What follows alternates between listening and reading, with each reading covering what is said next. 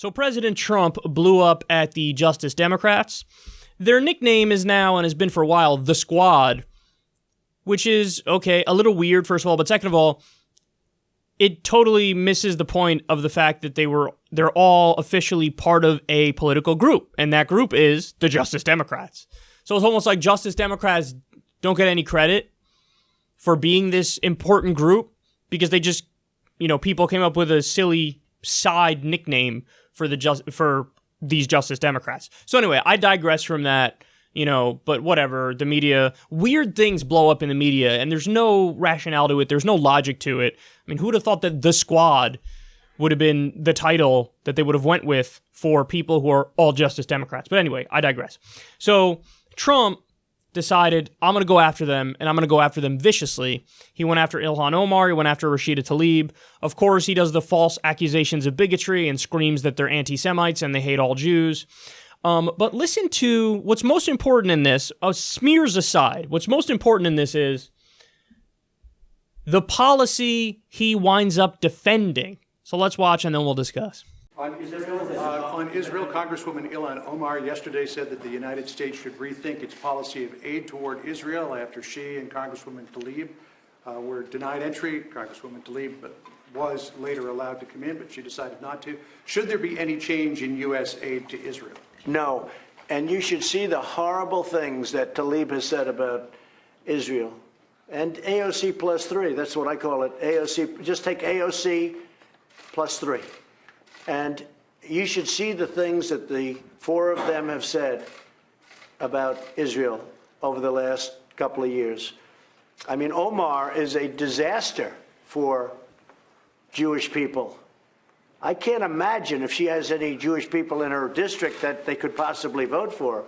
But what Omar has said, what Tlaib has said, and then yesterday I noticed for the first time, Tlaib with the tears. All of a sudden, she starts with tears. And I don't buy it. I don't buy it for a second, because I've seen her in a very vicious mood at campaign rallies, my campaign rallies, before she was a congresswoman. I said, who is that? And I saw a woman that was violent and vicious and out of control. And all of a sudden I see this person who's crying because she can't see her grandmother. She could see her grandmother. They gave her permission to see her grandmother, but she grandstanded and she didn't want to do it. So that's a decision of Israel. That's not a lot of people are saying that was my decision. That's a decision of Israel. They can let them in if they want, but I don't think they want to. When you read the things that they've said about Israel, how bad, and if you look at their itinerary before they found out, you take a look at their itinerary, that was all going to be a propaganda tour against Israel. So I don't blame Israel for doing what they did. I have nothing to do with it, but I don't blame them for doing what they did. I think it would have been very bad to let them in, including the four. I'm talking about all four, but these two that wanted to get in, Omar and Tlaib. And I think it would be a very bad thing for Israel, but Israel has to do what they want to do. But I would not cut off aid to Israel. And I can't even believe that we're having this conversation. 5 years ago, the concept of even talking about this, even 3 years ago, of cutting off aid to Israel because of two people that hate Israel and hate Jewish people. I can't believe we're even having this conversation. Where has the Democratic Party gone? Where have they gone where they're defending these two people over the state of Israel? And I think any Jewish people that vote for a Democrat, I think it shows either a total lack of knowledge or great disloyalty. Whoo, boy. Wow. That is loathsome at the end there. If you're an American Jew and this asshole's trying to talk for you, oh my God. Disloyalty. Oh. Okay, so look at his argument. He's asked, hey, should there be any change in aid to Israel? Snap answer, no. And then he goes on to say, I can't believe we're even having this conversation. Really? You can't believe we're having this conversation that a country that already has universal health care is somehow getting a multi-billion-dollar subsidy from us every single year. What is it, like $3 billion a year or something to that effect? They already have universal health care. We don't have universal health care.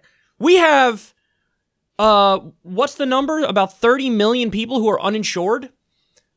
30 to 45,000 Americans who die every year because they don't have access to basic health care. And you think it's crazy? I can't believe we're even having this conversation. Really? So a foreign government, in violation of international law, is doing illegal occupation and illegal settlements and expanding them right under our nose. And you're like, no, I don't see anything wrong with that at all, bro. They can do whatever they want. And we're more than happy to help them finance it by giving them billions and billions of dollars every single year. I can't even believe we're having this conversation. Why?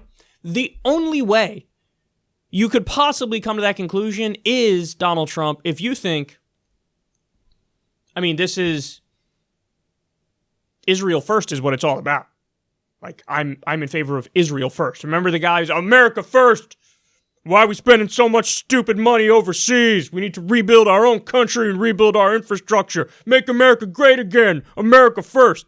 That guy is like off the table to ever reduce aid to a country which is illegally occupying people and building illegal settlements and committing human rights atrocities on a regular basis.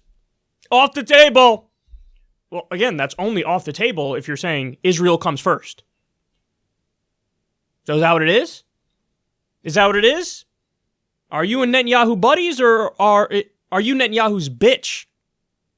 You tell me. I'm asking the question. But I know somehow they'll twist this and say, oh, anti-Semitic. He said words I didn't like that are factually correct. He's an anti-Semite. Wow. And I like how Trump keeps saying, have you seen the things they said about Israel? Have you seen the things they said about Israel? Okay, Don. If the reporters in there were worth the amount of money they were getting paid, at least one of them would have said, what have they said? What have they said, Donnie? He'd be like, they said a lot of bad. They've said very, very bad things. Really, give me one of the things that they said, which is so bad. He wouldn't have an answer. I mean, maybe he'd say the all about the Benjamins thing, but of course, Ilhan Omar was talking about AIPAC, the Israel lobby, and saying, hey, they try to influence policy in a pro-Israeli government direction by lobbying. And again, that is only factually true. And when she says that, she's accused of being an anti-Semite. But when she says the Saudi lobby tries to buy influence, she's not called an Islamophobe. It's almost like it's just a complete and utter bullshit accusation. So notice, I mean, these are the people who, they act like, oh my God, we don't word police over here on the right, and we don't do false cries of bigotry like these lefties do. That's exactly what they're doing here. Have you heard the things they said about Israel? Yeah, I did, and actually they seem perfectly reasonable and not at all bigoted. But I'm going to just close my eyes and shriek that you're a bigot based on nothing at all. Unbelievable. And then finally, he says that, oh, she's grandstanding because they said she can see her grandmother. They put terms and conditions to her seeing her grandmother, very restrictive, including, by the way, oh, you have to promise to never boycott Israel. Here we go. Oh, you want to see your family member who's under occupation permanently? We'll let you do that, but you have to promise to never speak out against the terrible conditions the Palestinians are living in and give up your fight for justice. And they're scolding her over this. They're saying, bend the knee and shut up. Bend the knee and shut up. And then he says, oh, they were going to go on a propaganda tour. Why is it not considered a propaganda tour if you go to Israel and they only show you lovely things about Israel? Why is that not a propaganda tour? But when you go and you actually want to see the terrible things that are happening to Palestinians because of the Israeli government, somehow that's a propaganda tour. So the facts about the terrible treatment of Palestinians, propaganda.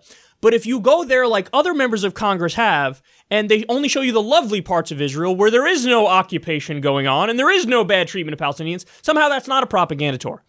Donald Trump is a clown, and he's an utter establishment fool. He's taken the line, he's gone hook, line, and sinker, totally pro-establishment. Whoever's around him, whether it's, Larry Kudlow, John Bolton on foreign policy, it's Larry Kudlow on economic policy. I mean, he's doing exactly what the establishment will want him to do. And he's not thinking about this stuff. He doesn't care about this stuff. He's not interested in the peace deal. President Deals is giving Netanyahu and the Israeli government everything they want and telling Palestinians, shut the fuck up and take it. So in other words, pretty much like every other president in modern American history. By the way, except, just so everybody knows, George H.W. Bush, Republican president, had said famously, oh, no, you're not going to build new settlements, and we're going to condition our aid to you. So in other words, you better do what we say and do the right thing, or we're not going to give you any aid. That was a Republican president.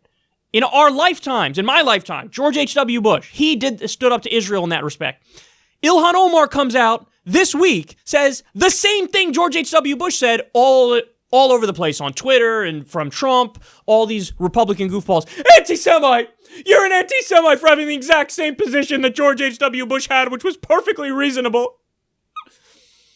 Little snowflake smear merchant bitches, and tell the truth. You're Israel first. You're not America first.